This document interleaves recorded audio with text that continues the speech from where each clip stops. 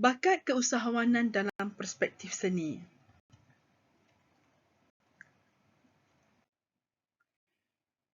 Di dalam kandungan pertama, kita akan melihat definisi usahawan pemasaran dan mengenali kluster industri kreatif. Usahawan dalam industri kreatif ialah usahawan yang tidak melibatkan individu yang bukan hanya menghasilkan kreativiti, namun mereka terlibat secara langsung kepada produk mereka. Usahawan industri kreatif juga adalah merupakan usahawan yang terlibat dengan aktiviti keusahawanan, institusi, proses mencipta, berkomunikasi, menyampaikan, bertukar persembahan, mempunyai rakan kongsi dan melakukan pengurusan pentadbiran. Terdapat beberapa bidang di dalam industri kreatif, antaranya ialah advertising, antiques, architecture, craft, computer service and software, design, fashion, interactive games, music, performance art, printing, publishing, R&D, television, radio, video, filem dan juga fotografi. Ini adalah pengenalan kepada industri kreatif. Definisi industri kreatif berdasarkan Oxford Dictionary mengatakan satu kegiatan yang saling berkaitan antara pemprosesan bahan mentah dengan pengeluaran bahan-bahan di kilang. Manakala berdasarkan Flew mengatakan bidang kreatif boleh dilihat sebagai asas kepada inovasi dan ianya bertindak sebagai pemacu yang baru dalam pertumbuhan ekonomi negara dari sudut tafsiran kreatif. Manakala Westberg mengatakan keberhasilan kreativiti adalah dari pelbagai faktor yang memungkinkan produk kreatif dihasilkan. Ini adalah beberapa kluster industri kreatif berdasarkan Institut Penyiaran dan Penerangan Tun Abdul Razak, iaitu perlu merancang dan melaksanakan program latihan dari peringkat asas, pertengahan dan lanjutan sebagai contoh di dalam bidang radio, TV kewartawanan, media baru, grafik dan fotografi.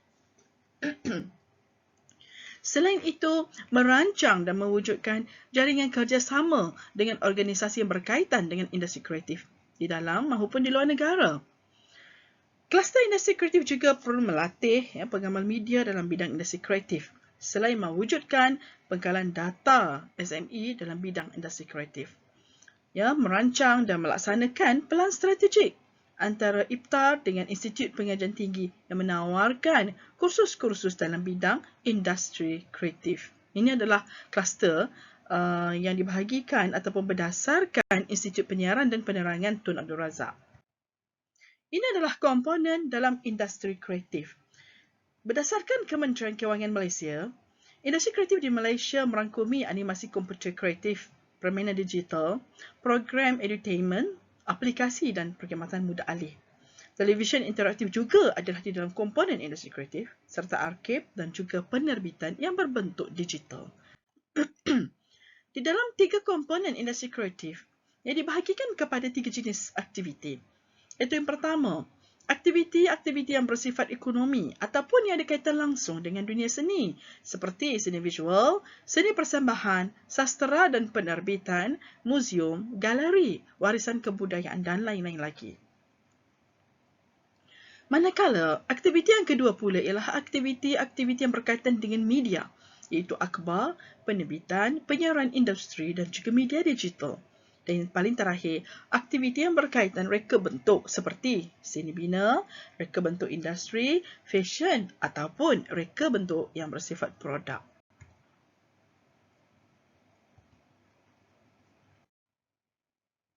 Di dalam kandungan kedua dan ketiga, masih di dalam pemasaran industri kreatif, kita akan melihat bagaimana usahawan ataupun keusahawanan dalam pemasaran industri kreatif berlaku.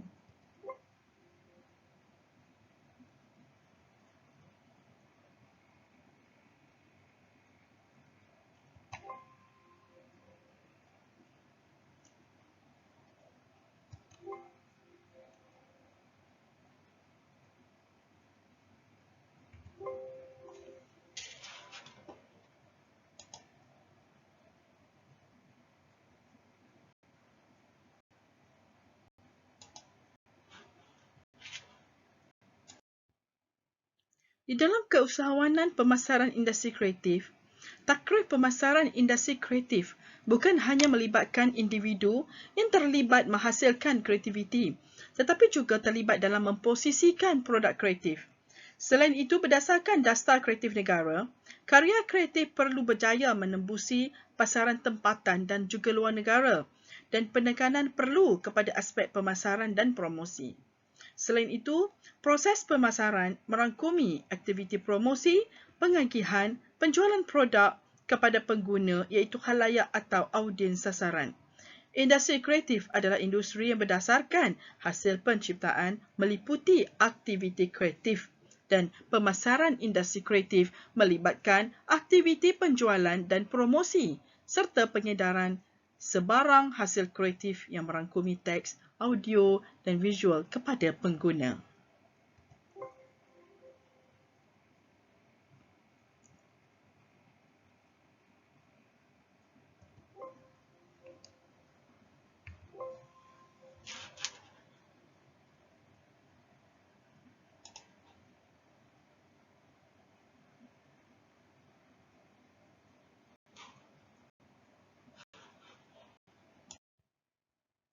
Ini adalah cabaran di dalam pemasaran industri kreatif. Iaitu cabaran besar industri kreatif ialah peluang keusahawanan oleh karyawan masih tidak jelas dalam konteks pasaran tempatan dan juga luar negeri. Dan cabaran kedua ialah kekurangan pakar dalam bidang pemasaran mempromosikan dan memasarkan karya-karya kreatif tempatan ke peringkat antarabangsa. Ini adalah integrasi komponen campuran pemasaran yang dikatakan pemasaran tradisional.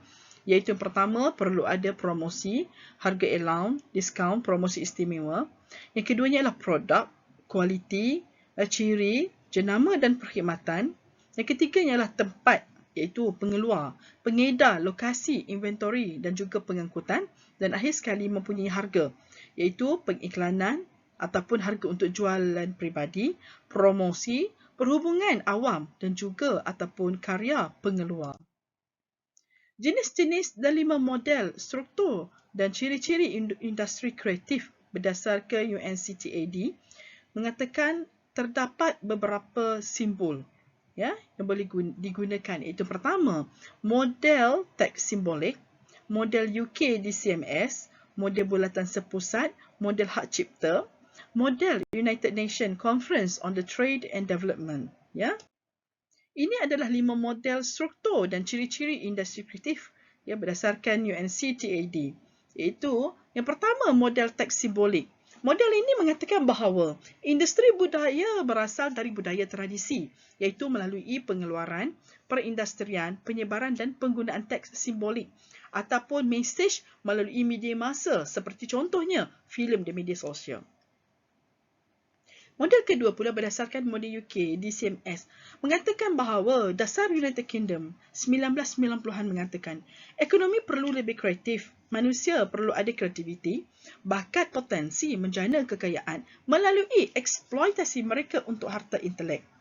Manakala berdasarkan model bulatan sepusat mengatakan bahawa ciri-ciri budaya, nilai-nilai budaya, barangan kebudayaan memberi perbezaan kepada ciri-ciri industri kreatif. Idea kreatif adalah seni kreatif teras dalam bentuk bunyi, teks dan imej dalam bulatan sepusat. Dan bahagian kebudayaan kekandungan komersial bergerak keluar dari luar ruang lingkup dari bulatan pusat ke audiens. Ini dikatakan model bulatan sepusat. Model hak cipta pula ialah dikatakan World Intellectual Property Organization, iaitu industri yang terlibat secara langsung atau tidak langsung dalam proses penciptaan, pengeluaran, penyiaran, pengedaran karya-karya hak cipta. Dan akhir sekali, UNCTAD iaitu Model United Nations Conference on the Trade and Development mengatakan industri kreatif adalah industri yang terlibat dalam proses penciptaan, pengeluaran, pengedaran, barangan dan perkhidmatan yang menggunakan kreativiti dan modal intelek sebagai input pengeluaran. UNCTAD menakrifkan industri kreatif sebagai satu konsep yang sentiasa berkembang berdasarkan aset kreatif, pewujudan pekerjaan, ekspor seni persembahan, intensif teknologi yang berorientasikan perkhidmatan reka bentuk seperti filem, radio, TV dan media baru. Baik, ini adalah interaksi pemasaran pengalaman ataupun experientialist dan media, iaitu yang dikatakan pengalaman identiti sosial. Pengalaman fizikal, tingkah laku dan gaya hidup, pengalaman kreatif kognitif, pengalaman afektif dan juga pengalaman deria. Ini adalah yang dikatakan pengalaman pemasar yang boleh diwujudkan kepada khalayak ataupun pengguna untuk kita sebagai pengamal penggiat industri memasarkan produk industri kita ataupun produk kreatif kita.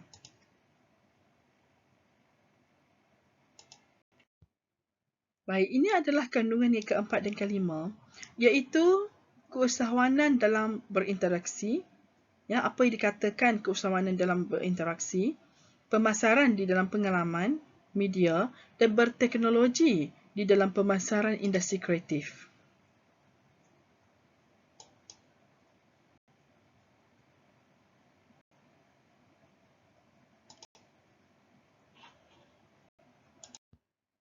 Di dalam keusahawanan dalam berinteraksi, pemasaran pengalaman dan juga media teknologi, Hub and Gilmore mengatakan bahawa pembangunan pertama ekonomi pengalaman berdasarkan Hub, pemasaran pengalaman bermaksud tidak menjual produk ataupun perkhidmatan, tetapi menjual pengalaman, contohnya pengalaman bermain muzik. Ini dikatakan keusahawanan berdasarkan pengalaman sendiri.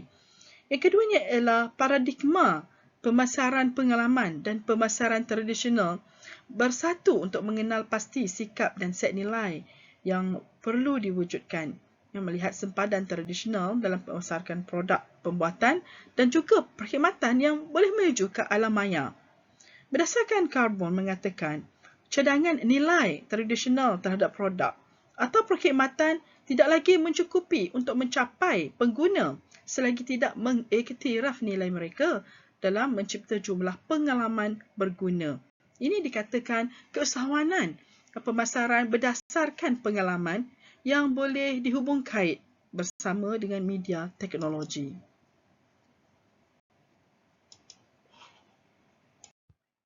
Jika kita lihat dari sini, ini adalah teknologi di dalam pemasaran industri kreatif. Apakah yang dikatakan teknologi dalam pemasaran industri kreatif? Ini adalah pengaruh teknologi di dalam industri. Contohnya, kemajuan dalam bidang teknologi audiovisual, image, yang telah menyumbang kepada kemajuan kepakaran anda. Masa depan industri kreatif bergantung kepada medan pemasaran di internet yang menggunakan seni dan teknologi digital sebagai domain utama dalam pertukaran budaya secara langsung dan tidak langsung.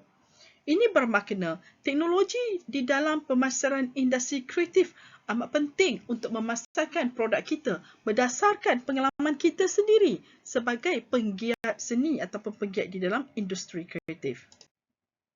Ini adalah teknologi di dalam pemasaran industri kreatif, iaitu kandungan digital dibangunkan seiring dengan perkembangan teknologi.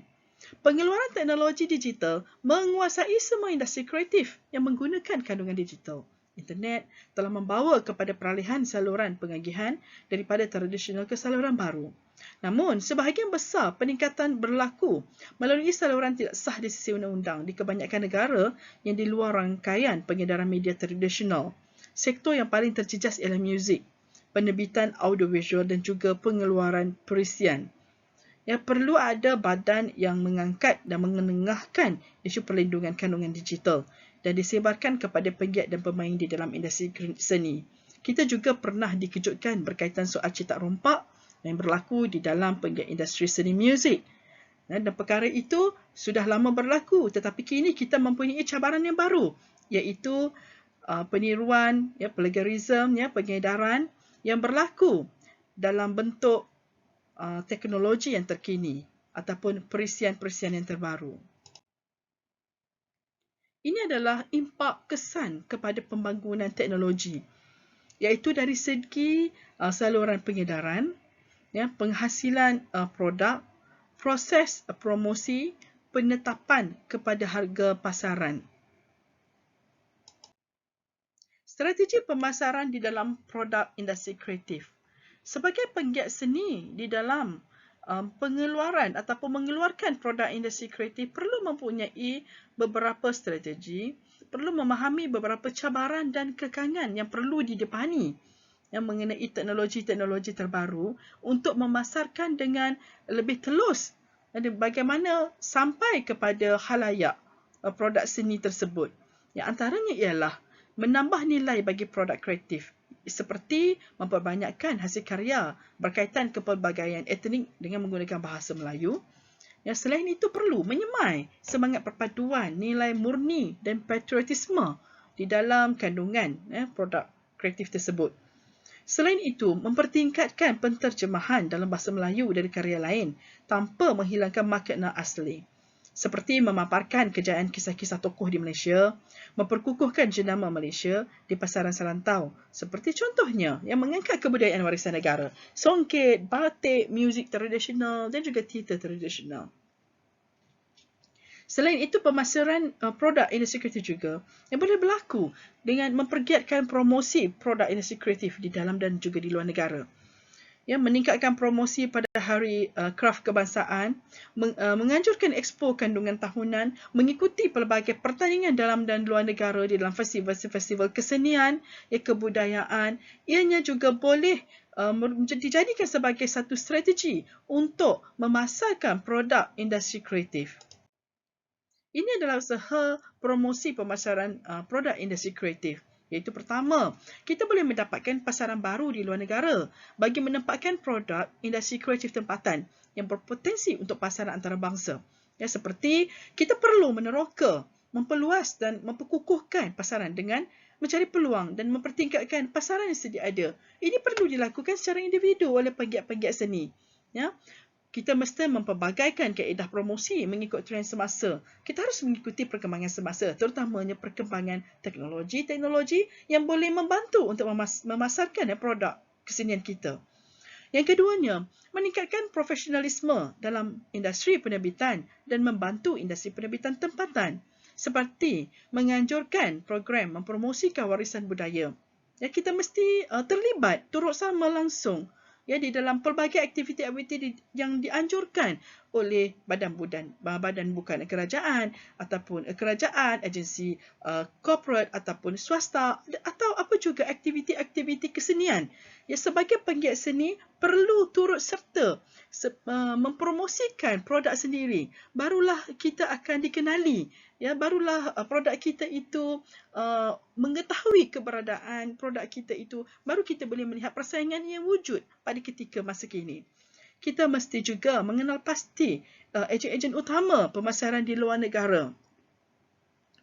Ya, selain itu, melatih pegawai-pegawai matrik.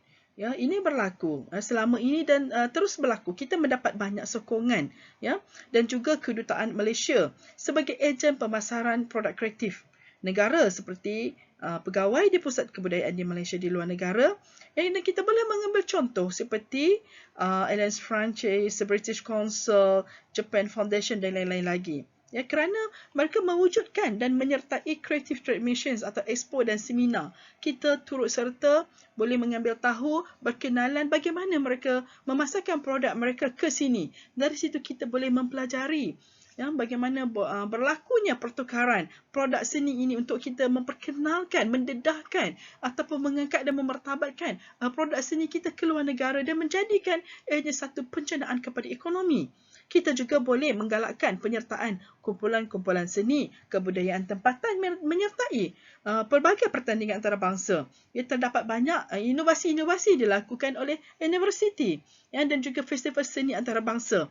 Kita perlu menyertai dan menunjukkan produk kesenian kita ataupun produk seni kita. Kesimpulannya, perbincangan mengenai aktiviti dan kreativiti serta penghasilannya memerlukan masa dan perhatian untuk mencapai kepada taraf pengeluaran produk yang berkualiti. Interaksi antara pengguna dan teknologi perlu dikuasai sepenuhnya. Perubahan lanskap khalayak sering berubah seiring dengan peredaran masa. Maka persekitaran khalayak perlu disesuaikan dengan pengeluaran produk. Penelitian ini perlu melibatkan sensitiviti, budaya, agama dan persekitaran, sosial khalayak ataupun pengguna. Barulah produk seni kita boleh diangkat menjadi satu produk seni industri kreatif negara dan kita juga turut sama menyumbang kepada ekonomi negara. Ini ialah beberapa contoh bantuan yang setiap tahun diberikan kepada pegiat seni. Ya, seperti daripada Cendana, iaitu inisiatif pemulihan Cendana, terdapat banyak geran-geran yang disediakan oleh pihak kerajaan. Yang harapan industri kreatif belanjawan 2021, ya, kita juga ada dana penyertaan promosi antarabangsa dan banyak lagi. Ini adalah hanya sebilangan, ya, yang di mana kita boleh merebut peluang untuk turut sama di dalam mempromosikan industri kreatif kita sebagai usahawan produk industri kreatif. Dan ini adalah bahagian rujukan. Terima kasih. Ini sajalah perkongsian daripada saya.